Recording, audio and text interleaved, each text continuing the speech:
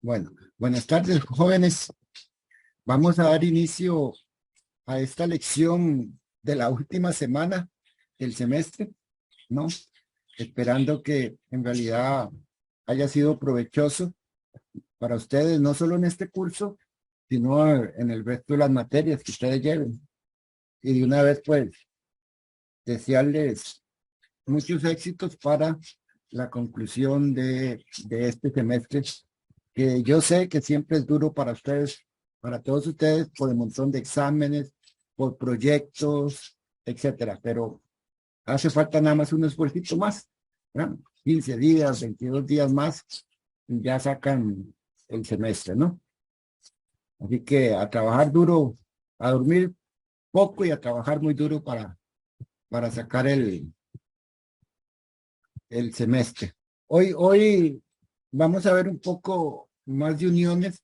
Voy a hacer un ejemplo de una unión de momento y después vamos a ver si hacemos un pequeño repaso de toda la materia que ha sido el curso y al final vamos a cerrar con una actividad en grupo.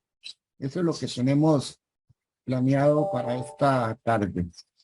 Bien, voy a empezar entonces con compartiendo pantalla. Se trata de diseñar esta conexión, ¿no? Que es de una viga, en este caso un W18 por 50, y a una columna 14 por 99. Ahí están las dimensiones de los elementos, ¿no?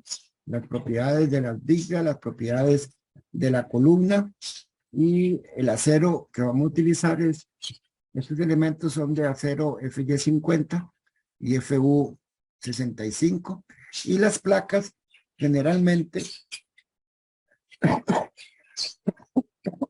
perdón, las placas generalmente se hacen de acero A36. Es un acero más maleable, más manejable. Entonces, en estos accesorios de placas para uniones y esto, generalmente se usa acero A36. Ok, decía que en placas generalmente se usa acero A36, ¿no? Vean que para hacer la unión, eh, generalmente aquí hay, tal vez no lo logran ver, pero aquí hay un espacio vacío que es de 1 pulgada. Generalmente ese espacio se deja así libre por efectos constructivos, no para tomar en cuenta algunas, digamos, desviaciones, algunos defectos o errores en la colocación de elementos cuando cuando se están construyendo, ¿eh? No siempre es perfecta la construcción. Y entonces es mucho más fácil el tener cierta holgura entre los elementos, ¿no? Entonces hay una holgura ahí de 1 pulgada. Es recomendable pues dejarla y no hacer las piezas eh, completamente, digamos, talladas, por decirlo algo así. Vamos a suponer que existen cargas que tenemos que transmitir de esta viga a la columna, que son un cortante de carga muerta de 7 y un cortante de carga viva de 21. Un momento de carga muerta de 42 kilolibras por pie y un momento de carga viva de 126. Entonces, lo primero que hacemos es hacer las combinaciones de carga. Y en este caso, como son cargas gravitacionales, pues la que vale es la combinación de 1.6 carga muerta más 1.6 carga viva. Eso da 46 de cortante y un momento último de 252. Gráficamente, la situación, las fuerzas que tenemos que transmitir es este cortante último de 42 y un momento de 252 kilolibras.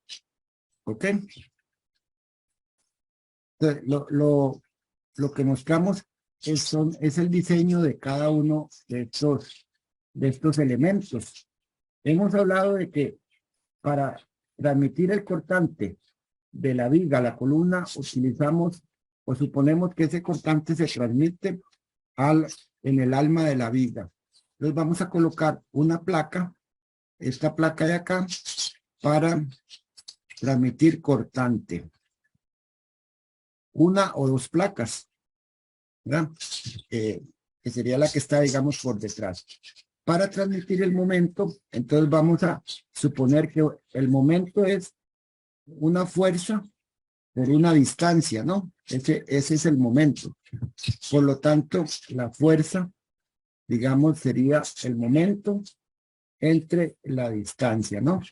Entonces, con esto en mente, es que vamos a transmitir este momento. Aquí tendríamos, entonces, una fuerza en el patín superior, una fuerza en tensión, y acá, en el patín inferior, una fuerza en compresión, que igual y opuesto serían estas fuerzas en magnitud, que multiplicadas por esta distancia hacen el momento. Entonces, lo que tenemos que transmitir como para transmitir el momento es convertirlo a fuerzas de tensión y compresión y utilizar elementos para transmitir esa fuerza. Entonces tendremos que diseñar una placa, esta placa a tensión, lo cual ustedes ya saben, y aquí abajo tendremos que diseñar esta placa a compresión o una columna acá. Igual que diseñamos las columnas, las primeras lecciones del curso. Ahora, esta placa la ponemos para transmitir de la viga a la columna esta fuerza de tensión, pero a la vez tenemos que unirla a la viga. Entonces vamos a utilizar soldaduras para unir la placa en tensión a la viga. Lo mismo tenemos que unir la placa en compresión a la viga con una soldadura en este caso. Y a la columna la tenemos que unir también con una soldadura en este punto. Aquí tendríamos que tener soldaduras aquí también para transmitir esa tensión y ese cortante. Entonces el diseño de cada una de esas partes es lo que se trata el ejercicio. Entonces vamos a empezar diseñando la placa a tensión, que es esta placa que mostramos aquí arriba. Tensión. ¿Ok? Entonces, varias cosas. Uno, bueno, conocemos el ancho del patín de la viga. Entonces, generalmente, la placa en tensión se hace un poco menor que el patín de la viga, para efecto de poder tener chance de poner aquí soldaduras, ¿verdad? 3/4 de pulgada en este caso. Entonces, nuestra placa sería una placa de 6 pulgadas de ancho. ¿Ok? Y vamos a suponer también que esa placa es de 1 pulgada. ¿Ok? Un poquito menor. Entonces, el truco es hacerla un poquito menor. Las fuerzas que mencioné para diseño de esta placa, vamos a suponer que actúan en el centro de la placa. Aquí habría una tensión y aquí en la mitad habría la compresión. Entonces, la distancia que tenemos que utilizar es esta distancia que estoy llamando de M, ¿verdad? Que es el peralte de la sección más la mitad del ancho de la placa más la mitad del ancho de la placa en compresión. Esta placa en compresión estamos utilizando de 75 pulgadas. 75 pulgadas, punto 75 pulgadas, 3/4 de pulgada. Entonces, con eso calculamos esa distancia y nos da 18.9 pulgadas. Entonces, la tensión sería el momento, ¿no? El momento entre la distancia de M y esto nos da 160 kilolibras. Esta es la fuerza que tendríamos que utilizar para diseño de esa placa, que es una placa en tensión. Y en tensión, entonces, recuerdan que teníamos dos casos. La fluencia, 0.9 FY por el área bruta, entonces será 0.9 por el FY. Vimos que esos elementos se hacen de 0 a 36 por el área de la placa. Esto es el área de la placa, ¿no? Y nos da una fuerza, la capacidad de esa plaquita de 194 kilolibras, que es mayor a 160, que es la fuerza en tensión que tenemos que transmitir. Y entonces, acá podemos decir, ok, de acuerdo, habría que revisar la fractura también.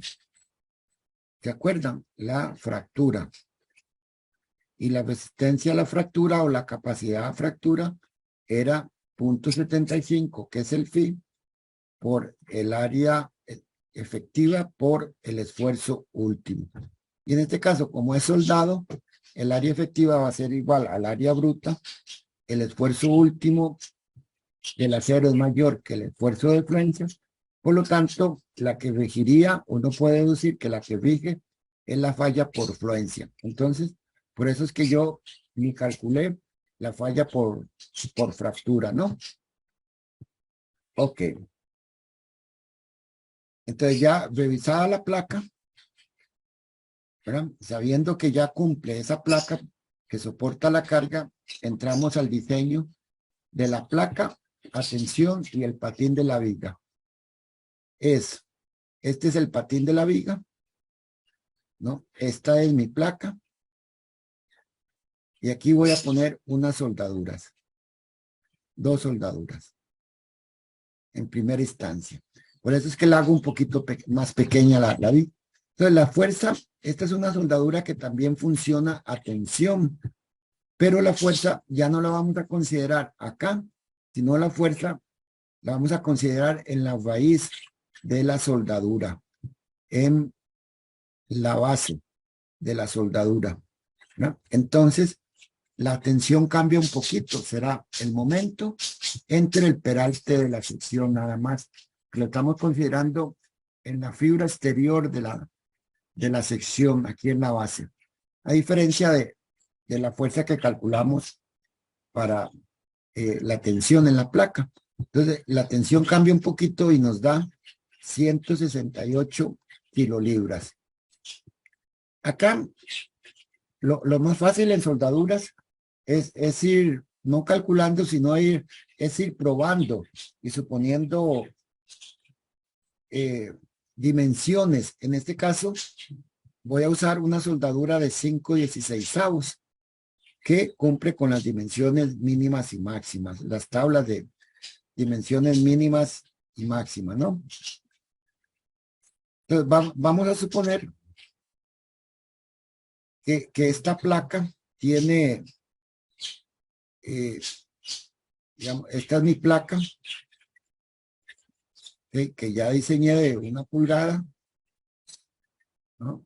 Acá, aquí dijimos que era 6 pulgadas, acá 1 pulgada, y voy a suponer una distancia acá de 10.5 pulgadas, ¿no? De 10.5 pulgadas. Eso va a ser la longitud de esa placa. Entonces recuerden que dijimos hay un espacio libre entre la viga y la columna. Entonces de esos 10.5 la soldadura pues la tendré que poner, digamos, de aquí para allá, ¿no? No la puedo poner toda hasta el extremo. Entonces a esa longitud le quito 1 pulgada, ¿no? Y 1/4 le resto a esa longitud para como una tolerancia ahí, y generalmente se acostumbra al final de la soldadura, como siempre es un poquillo, digamos, no precisa la soldadura, entonces le resto el tamaño de la soldadura. Entonces, al final tengo una longitud, digamos, llamémosle longitud efectiva de la soldadura. Efectiva de la soldadura. De 8.99 pulgadas. O sea, son los cordones que yo puedo colocar acá. El cordón que yo puedo colocar sería de 8.99 pulgadas. Eso es. Entonces, la resistencia de una soldadura, recuerdan, de un 16avo por 1 pulgada de largo, es el phi, 0.75 por 707, que era el coseno del ángulo, y esto, por el tamaño de la soldadura, W, por la longitud, por la resistencia del electrodo, y el electrodo es 70, ¿no? Entonces, la resistencia de esa soldadura de un 16avo y 1 pulgada de largo es de 1.39 kilolibras por pulgada, ¿no? Entonces yo puedo poner unas soldaduras longitudinales, 2 soldaduras longitudinales, ¿no? Un cordón, esta es la placa, ¿ok? Entonces voy a poner aquí un cordón de 8.99 y aquí voy a poner otro cordón. Esas serían las soldaduras longitudinales. Entonces, eso me da una capacidad de 124. Y vamos a colocar otra soldadura, digamos, transversal acá. Es que el dibujo no ayuda mucho, pero sería otra soldadura aquí.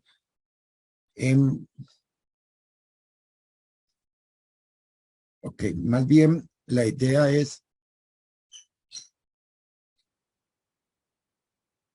que si yo tengo la placa acá, que dijimos, bueno, tiene longitud efectiva, tiene 8.94, entonces voy a poner acá un cordón de soldadura, otro cordón de soldadura acá, ¿ok? Esas son soldaduras longitudinales, ¿sí? Y acá, al frente de la unión, voy a poner otra soldadura que tiene esa longitud de 6 pulgadas, ¿no? Entonces, esta es la resistencia de una soldadura igual de 5/16, pero de 6 pulgadas. ¿Ok? ¿Cuándo hago eso? Bueno, cuando las longitudinales no me alcanzan. ¿Puedo hacer la placa un poco más grande? Sí, sí puedo hacerla un poco más grande. En lugar de 10,5, puedo utilizar 15, digamos, algo así, ¿no? Pero bueno, en este caso definimos 10.5. Entonces, las longitudinales soportan 124 y la transversal 42, la suma es 166 y la fuerza que teníamos que transmitir era de 160, si no me falla la memoria. Para las soldaduras transversales y longitudinales, recuerden que había un criterio adicional, que era utilizar 0.75 de la soldadura longitudinal, 0.85, más 1.5 veces la soldadura transversal. Generalmente no se usa ese criterio porque generalmente da más alto, lo ven, 169 contra el anterior de 166. Pues generalmente este criterio no se usa, pero bueno, para efectos, digamos, de demostración, vale. Entonces, siempre utilizamos esa resistencia a la soldadura de 168 que ya habíamos calculado. En realidad, esto es 166.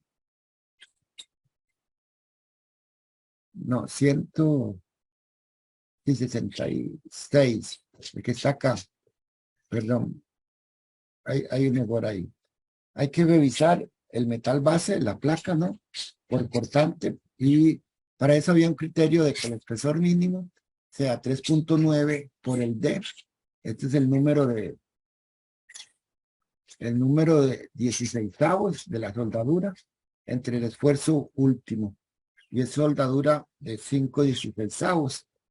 Por lo tanto, el D es 5 por 65, eso nos da 0.30, y esto es menor que 0.57, que es el espesor del patín. Y entonces, por ese criterio de ruptura por cortante o cortante, también cumplimos con la unión, ¿no? Ahora, seguimos con el diseño de la placa, pero ahora la columna. La idea es, y esta es mi placa, ¿no? Ya diseñé la soldadura de acá, voy a poner acá una soldadura para unirla a la columna. Y vean que esto es una soldadura longitudinal. longitudinal. ¿Ok? Entonces, hay una condición especial que para soldaduras transversales debemos utilizar un factor en realidad lo aumenta, de 1 más 0.5 por el seno del ángulo entre la fuerza, digamos, y la soldadura, que es de 90 grados, elevado a la 1.5. Entonces se amplifica por 1.5 veces la resistencia de la soldadura. Tenemos la longitud, ya está fija acá, ¿no? Dijimos que el ancho de la placa era 6, y entonces podemos determinar un tamaño mínimo, 168 entre 2 por 1.5, son 2 soldaduras, ¿no? Si yo tengo la placa acá, esta es mi columna, ok, entonces pongo una soldadura acá y otra soldadura acá, ¿no? Entonces son 2 por 1.5 por 1.39, que era la resistencia, por 6 pulgadas. Y eso me da 6.8. Entonces, quiero utilizar un tamaño de soldadura un poquito más grande que el anterior, de 7/16. ¿Verdad? Y es natural porque, o lógico, porque aquí antes tenía mayor longitud, ahora no puedo, la longitud es menor y no puedo incrementarla. No puedo incrementarla. Entonces lo que tengo que incrementar para transmitir la misma fuerza es aumentar el tamaño de la soldadura. No sé si voy muy rápido o si hay alguna consulta.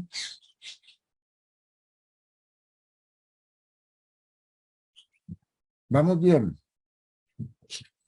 Todo bien, profe. Yo sí tengo una duda. Sí, señor. ¿Puede subir un toque, por favor? Claro. ¿Qué manda? Sí, ya le digo. Un poquito más. Ahí Ajá. donde dice soldadura longitudinal, que pone, digamos, el Q por 5. Ese 5 sale porque son 5/16 de pulgada. Correcto. Este es el 5/16 de pulgada, que es Ok, el tamaño de mi soldadura. Porque recuerde, este 1.39 es la resistencia de una soldadura que mide un 16avo, ¿no? Y que tiene una longitud de 1 pulgada. Esta es la resistencia de esa soldadura, 1.39. Entonces, si esto sería para un 16avo, entonces si tengo 5/16 de soldadura, va a resistir 5 veces más que 1.39. Esa es la idea. ¿Me explico? sí, listo, profe, Ok, gracias. perfecto. Bien, continuemos con el diseño de la placa en compresión.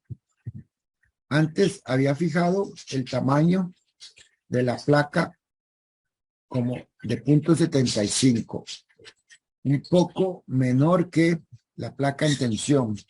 En realidad, es más que todo para efectos demostrativos, que no necesariamente tienen que ser iguales. En la práctica, generalmente las dos placas se hacen iguales. Sí, hay una diferencia en que la placa en compresión se hace ahora más bien más grande que el patín, de tal manera que yo pueda ahora colocar soldadura acá, aquí arriba. Entonces se hace un 0.625 pulgadas más grande que la placa en tensión, ¿no? ¿Ok? Es esto, 5 octavos. Además, también tiene un carácter de facilitar la construcción. ¿Ya? La viga la suben en una grúa, digamos, y entonces es más fácil sentar la viga sobre esa placa. ¿Ok? Entonces, habíamos dicho que yo tengo la viga acá. ¿Ok? Esta es la viga. Aquí tengo la columna. Bueno, quedó torcida. esta es mi columna, esta es mi viga, y dijimos, vamos a dejar 1 pulgada de separación. Aquí hay una pulgada. Entonces, lo que estamos hablando es de poner de una placa aquí, ¿no? Esta placa, la que estamos tratando de diseñar, una placa a compresión, ¿no? Y entonces, esto es una columna, una placa a compresión es una columna que tiene esta forma, ¿no? Rectangular, que está sometida a una carga aquí de compresión, y obviamente la reacción por acá. Entonces, esta es la placa o la columna que estamos diseñando. Quizás nosotros vimos más diseño de Ws, ¿verdad? Que pareciera más fácil verlo, pero en este caso es una placa. Y entonces, esta distancia de acá es la longitud de la columna. Ya tenemos que diseñar una columna que tenga 1 pulgada de longitud, ¿ya? 1 pulgada de longitud. Y para las condiciones de apoyo acá, se pone un K de 0.65, como si estuviera doblemente empotrada. Pero es una columna de 1 pulgada de longitud. Para columnas, entonces tendríamos que calcular, recuerden, KL entre R, Rx, Ry y ver. Entonces, para una placa, el radio de giro es 1/12 del espesor, ¿verdad? 0.75 al cubo por el ancho, por el área, 0.75 por 875. Entonces nos da un radio de giro de 21.7. El KL entre R será 0.65 por 1 pulgada, 1.75 en realidad. Legalmente es una pulgada, pero estaba considerando ahí, acá se explica, 1/4 más por aquello, ¿verdad? De tolerancia, y media pulgada más debido al inicio de las soldaduras. Es como un sobreseguro, ¿no? Entonces uso una longitud un poquito mayor entre el radio de giro, nos da un KL entre R de 5.25. Entonces, como esta longitud de desarrollo, esta longitud o esta relación desde el test es menor a 25, entonces la columna falla por fluencia. Entonces, recuerden, en el gráfico teníamos acá la fluencia y después teníamos Euler en el diseño de las columnas. Entonces quiere decir que estamos por acá, por aquí es KL entre R, casi por acá, ¿no? En el gráfico. Entonces, la resistencia de la columna es prácticamente la fluencia de ella, ¿no? Entonces sería 0.9, que es phi, por el FY, por el área de la placa, 9.75, nos da 212 kilolibras, que es mayor que 160 kilolibras. Entonces, ok. Entonces ya diseñamos esa columnita de una 1.75 pulgadas de longitud. Entonces, a lo mismo, hay que diseñar las soldaduras, ¿no? Para esta placa, tal como se ve aquí en el dibujo. Vamos a suponer que esta tiene una longitud de 12.5 ahora. En lugar de 10, 12.5. Y ya total sería 14.5. 4 pulgadas más grande que la placa que pusimos acá.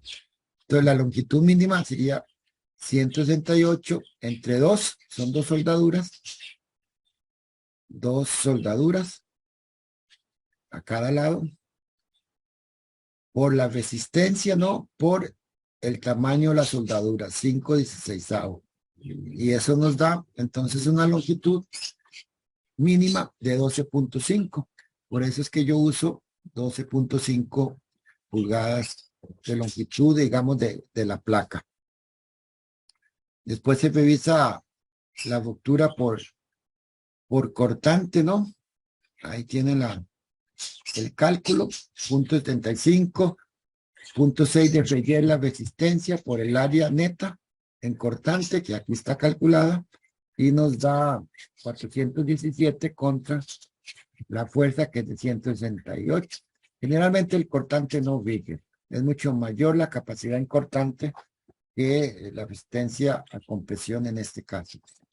Y lo último es la unión de la placa en compresión a la columna. Por acá, una soldadura acá, otra soldadura acá. Y entonces la longitud que yo puedo utilizar sería de 8.75. Entonces de nuevo lo hago al revés. Ya tengo la longitud, calculo un tamaño de la soldadura, un D mínimo. Este sería el tamaño de la soldadura. ¿Ok? Entonces, la fuerza 160 entre dos soldaduras, dos soldis, le voy a poner cariñosamente, por el 1.50, porque es una soldadura transversal. Soldadura transversal. Entonces, se aumenta la capacidad en 1.50. ¿Ok? Por la resistencia de la soldadura de un 16avo, 1.39 por la longitud. Esto nos da que debería usar un D, tamaño de la soldadura, de 4.18. Y entonces uso 5/16 para hacer esa soldadura. Y con eso prácticamente termino el diseño de estas dos placas. Ya diseñamos esta placa, diseñamos la soldadura a la columna, diseñamos esta placa, diseñamos la soldadura de la placa a la viga y la soldadura de esta columnita o placa a la columna. Entonces ya tenemos capacidad para transmitir el momento que teníamos acá. Y el momento, repito, lo transmitimos como un par de fuerzas. Lo único que nos falta es el diseño de la placa en cortante, ¿no? Y en eso tenemos unas soldaduras acá, ¿verdad?, a la columna, y otras soldaduras acá de la placa a la viga, ¿no? Y entonces, ya de esto habíamos hecho un ejercicio la semana pasada. Aquí están los cálculos para este caso, ¿verdad? Soldaduras A serían estas, soldaduras B le llamamos estas, y ustedes podrían seguir fácilmente entonces el diseño de esa plaquilla. ¿Ok? Así que no lo voy a describir por ahora. ¿Alguna consulta?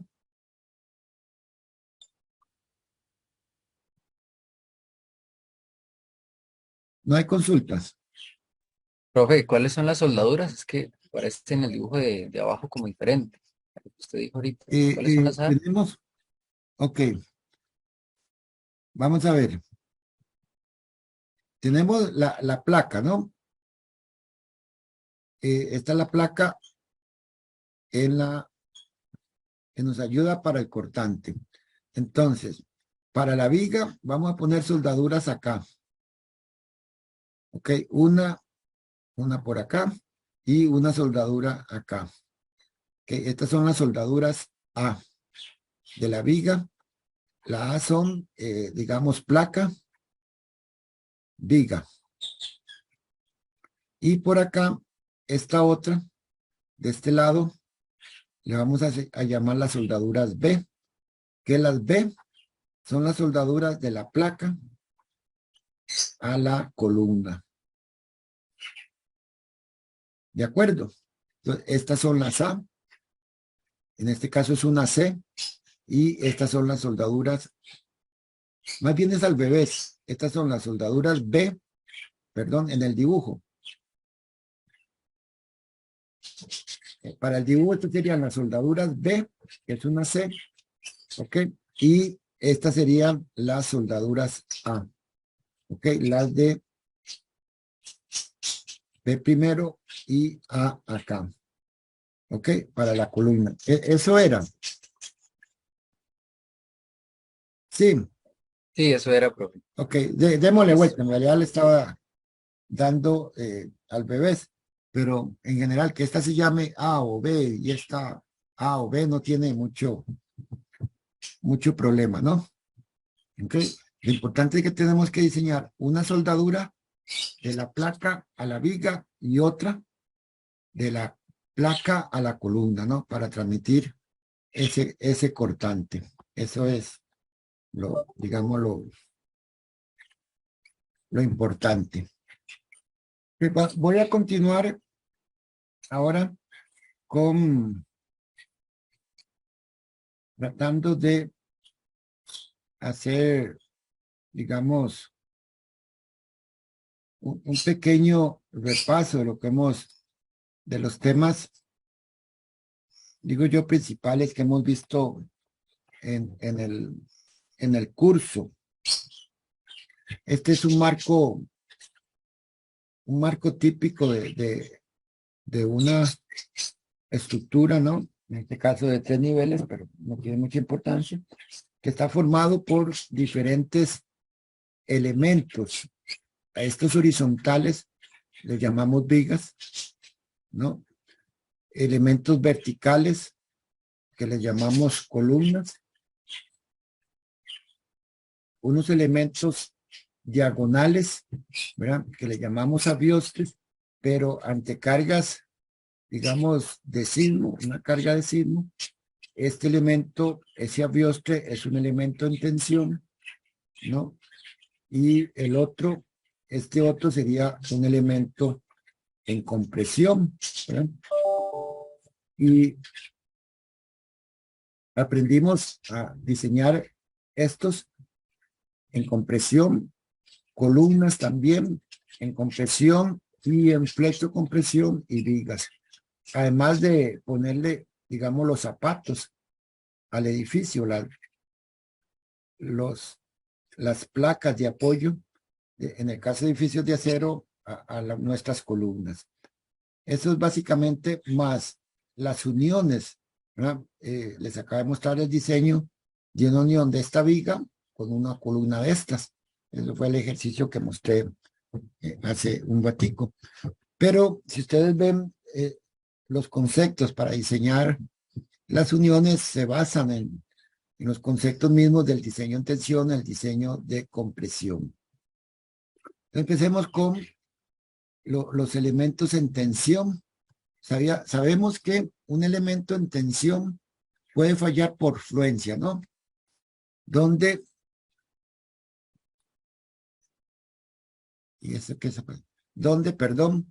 donde la resistencia a fluencia es de la nominal FY por el área bruta. Si estamos en condiciones últimas, entonces multiplicamos eso por un phi por FY por el área bruta.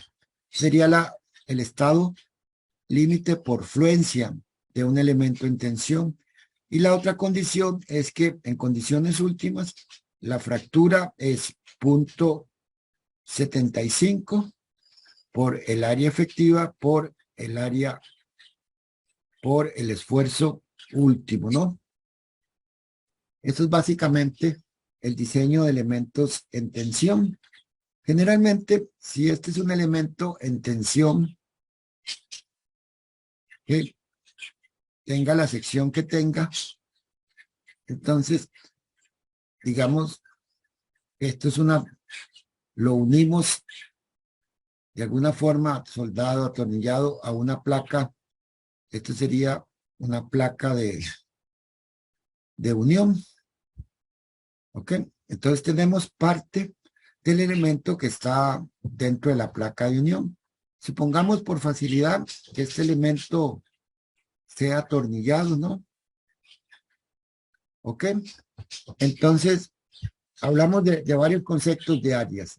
Un área que llamamos el área bruta acá, que es el área de la sección transversal.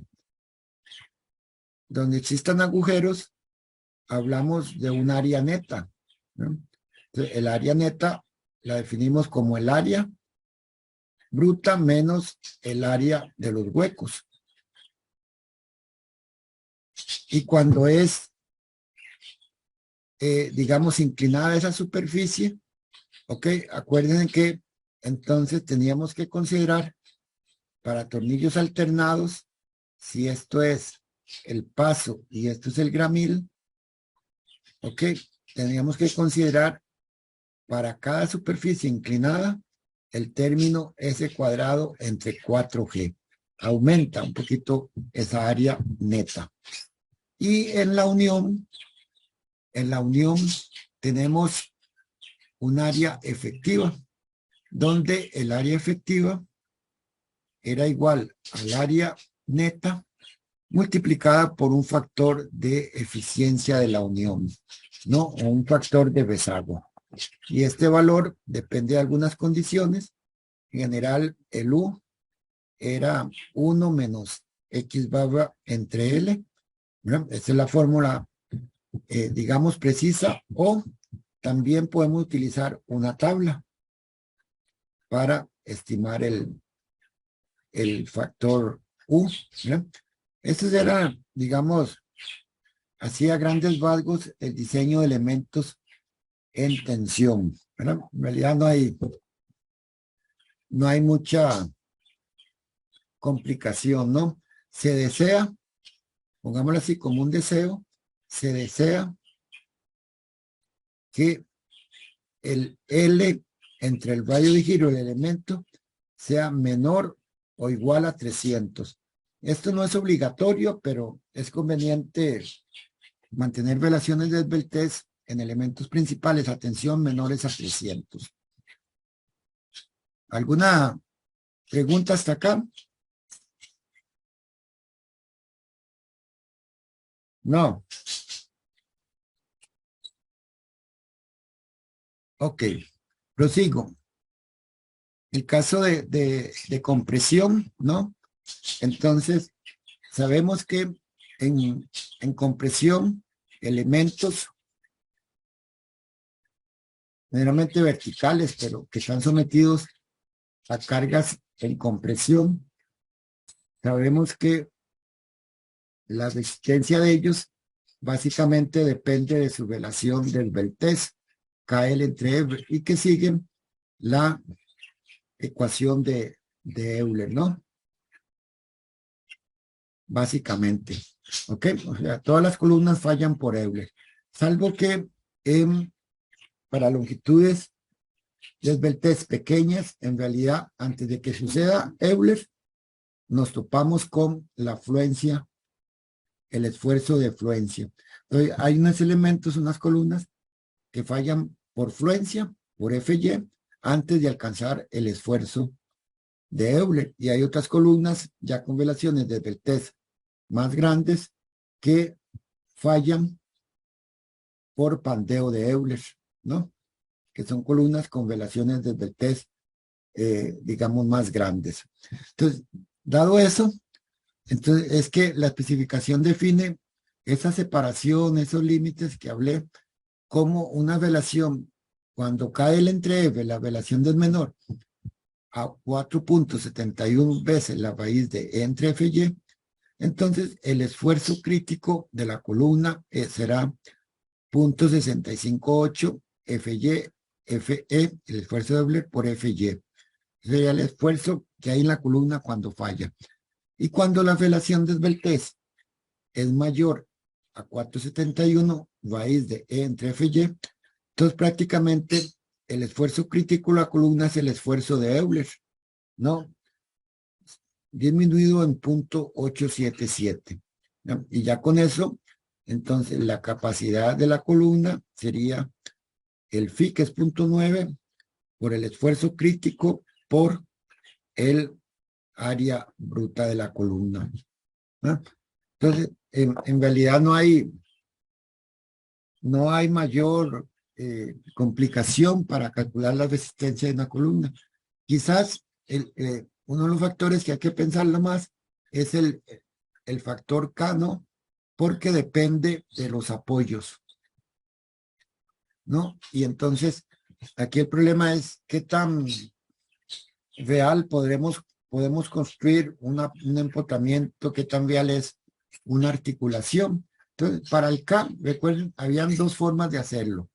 Una forma con la tabla, de una tabla donde tenemos la tabla y tenemos varias condiciones de apoyo, ¿no? Articulado, columnas doblemente empotradas, y por aquí teníamos los valores de K.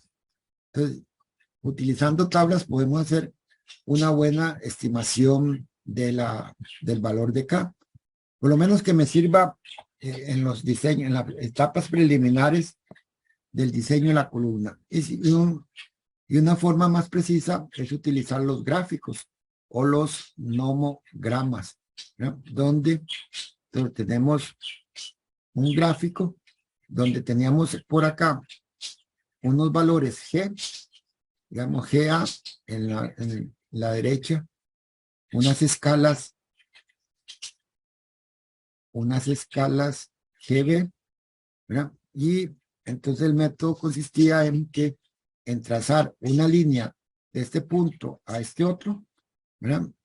Y la intersección con una escala intermedia, ¿no? Nos da el valor de K, ¿no? Esto es mucho más preciso. Y el G era una relación entre la sumatoria de la rigidez de los nudos de la columna, ¿verdad? Entre la sumatoria de la rigidez de las vigas que llegan a ese nudo, ¿no? Entonces, la rigidez es I entre L, ¿no? Entonces, esa es una forma más precisa para determinar el valor de K. Pero básicamente eso es el diseño de las columnas. ¿Alguna pregunta?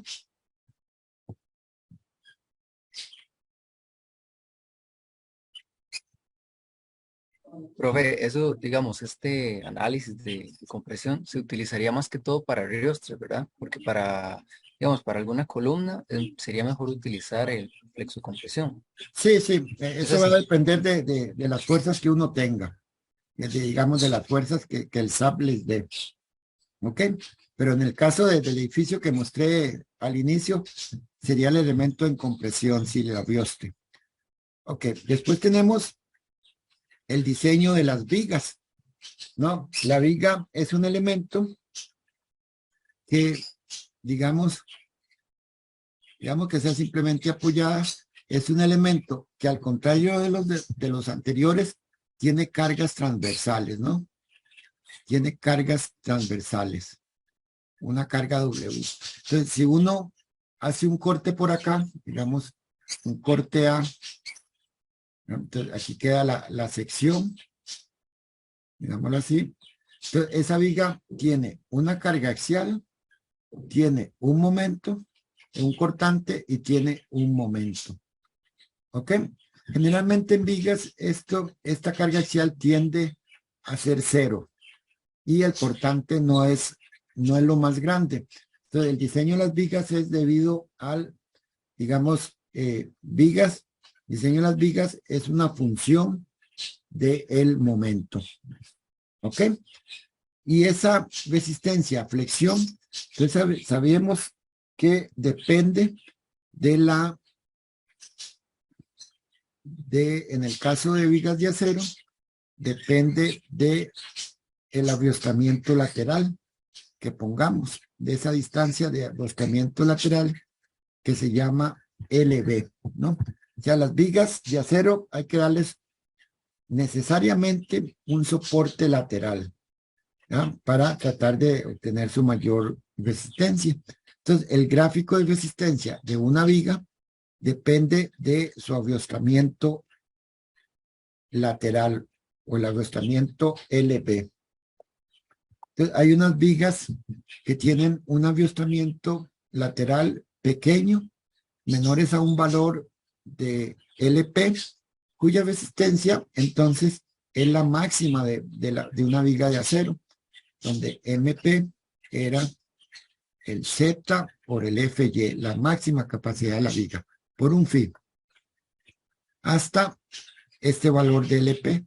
Y ahí en adelante, como función de LB, la resistencia de la viga disminuye hasta un momento que llamamos MR, no se menciona acá, MR, donde este momento plástico era un phi por el S, no, un phi por 0.7 FY por el S, el SX generalmente.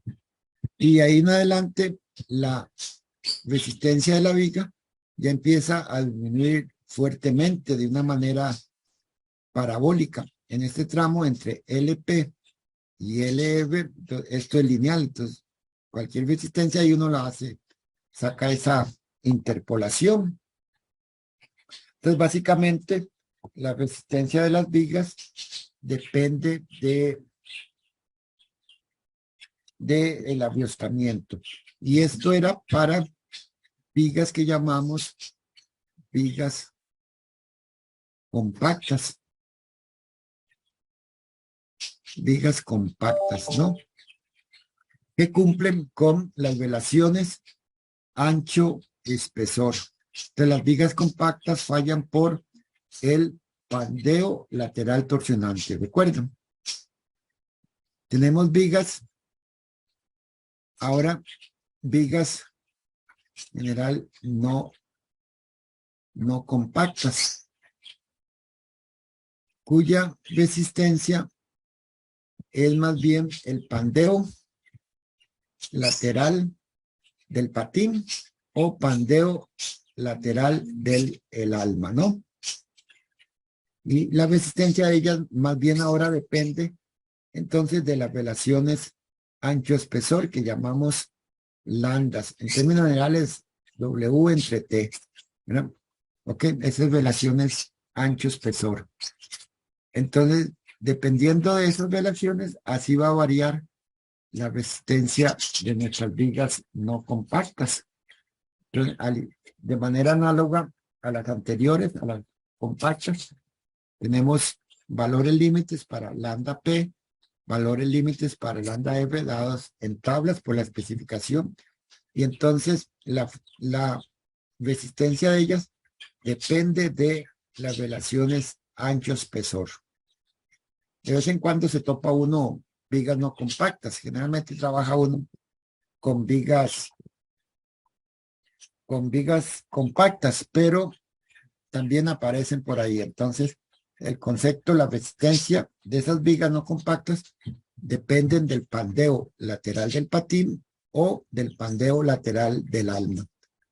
Ya no alcanzan el pandeo lateral torsionante, las vigas compactas.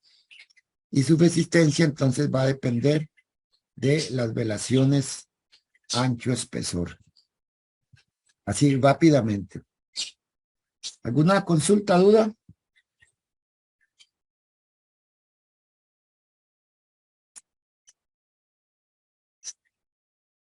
No. Finalmente, tenemos ya elementos que funcionan en columnas que ya no solamente tienen una carga axial acá, ¿ok? Sino que también tienen momentos, ¿ok? Cargas axiales, cargas últimas, momentos últimos arriba y abajo, en flexo-compresión entonces. Y la resistencia de estos elementos, habíamos comentado que es una ecuación de interacción o un gráfico de interacción, donde por acá tenemos los momentos y por acá tenemos las cargas en compresión, y la resistencia de ellos es un gráfico, ¿no? Un gráfico de interacción. ¿Ok? Y entonces cualquier punto que quede, cualquier par ordenado B1, M1, que quede fuera de ese gráfico, es un factor, decimos que la columna falla. ¿Ok? que la columna falla. Entonces tenemos que asegurarnos de que todas las combinaciones queden dentro de esa gráfico de interacción. Y para eso, el código define dos condiciones. Una, cuando la carga axial es grande, ¿ok? Carga axial es grande, se entiende que la carga axial entre la resistencia a compresión mayor a 0.2, entonces disminuimos un poco la parte en flexión a 8/9. Diría el momento aplicado, mira, momento aplicado. Y esto es la resistencia a flexión en uno u otro eje, en el eje X, en el eje Y. Pero siempre tienen que ser menor o igual a 1. ¿Ok? Y cuando la carga axial es pequeña, digamos, estamos por aquí en el gráfico, digamos, carga axial pequeña, entonces disminuimos la parte de carga axial y la parte de flexión la mantenemos igual, pero siempre esto tiene que ser menor o igual a 1. Y con eso, entonces es que revisamos, diseñamos las columnas en flexo compresión.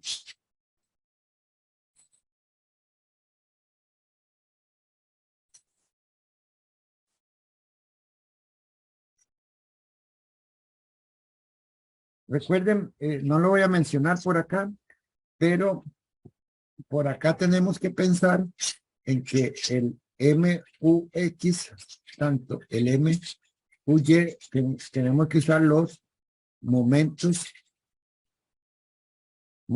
amplificados, ¿no? Habían conceptos de beta 1, beta 2, para amplificar los momentos. Y esto tenemos que hacerlo para tomar en cuenta la deformación del elemento, ¿no? Así que no hay que olvidar esa otra parte. ¿Alguna consulta, duda? Así rápidamente. ¿No? Todo bien, profe. Perfecto. Eso es básicamente lo que quería mostrarles en esta tarde de acero. Para terminar el curso, vamos a hacer una actividad aparte al inicio del curso. Daniel, perdón. Sí, profe, viera que yo tenía una duda con respecto a las uniones atornilladas. Sí, señor. Y es específicamente al espaciamiento. Es que no Sí. me queda claro si ese espaciamiento que uno calcula entre agujeros y al borde, que es de 1.5 y 3 Sí. veces el diámetro, si se Sí. usa el diámetro del tornillo o el diámetro del agujero. Es que yo estaba viendo la teoría, tal vez puedo compartir un momento. Sí. Voy a... Ok. Ahí, digamos, parece que lo que está acotado como D es el diámetro del agujero. Sí. Entonces yo trataré de usar el diámetro del agujero, pero no sé si eso estará bien. Sí. En general, para estas separaciones, vean que en realidad no es 1.5 ni 3, es 2 y 2/3 y el otro es 1.25D. Se usa 1.50 como distancia al borde y 2.3 como distancia entre tornillos en cualquier dirección, ¿verdad? Ya sean horizontales, si hubieran tornillos acá, entonces también verticalmente y diagonalmente hay que cumplir con esa separación. En general se usa el diámetro del tornillo para eso, de centro, digamos de centro a centro, ¿ya? Para efectos de calcular áreas efectivas y eso, entonces sí se aumenta el diámetro del tornillo o el hueco en 1/8. Pero para estos efectos, digamos, se usan, si uno usa, ya voy, Jenny, espéreme. Okay. Si uno usa tornillos de 1 pulgada, ¿verdad? Dice, voy a usar tornillos de 1 pulgada. Entonces usaría separaciones de 3 pulgadas, centro a centro y en todas direcciones.